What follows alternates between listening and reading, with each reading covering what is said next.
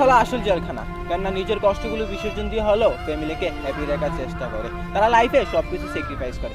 এরপরে কিছু লোক বলে প্রবাসীরা ভালো না, তারা ভালোবাসতে জানে না, তারা স্বার্থপর, তারা বেঈমান। আমি বলি তুমি তোমার ভাইকে ভালোবাসো, বুঝো, জানার চেষ্টা করো ওই মানুষটা কি কি স্যাক্রিফাইস করেছে। তাহলে একজন প্রবাসীর মন খুব সহজেই বুঝতে পারবা। তারা কখনো স্বার্থপর হয় না, তারা কখনো বেঈমানি করে না, বরং তারা বেঈমানি করতে বাধ্য হয়, কারণ তারা পরিস্থিতির শিকার। আর যে যাই বলুক না কেন, এই দিন শেষে এই প্রবাসীরাই কখনো আমাদের প্রিয় মানুষ, কখনো আমাদের বাবা, কখনো ভাই। তাই তো ওপর আল্লাহর কাছে একটাই প্রার্থনা করি, ভালো থাকুক সকল প্রবাসীরা।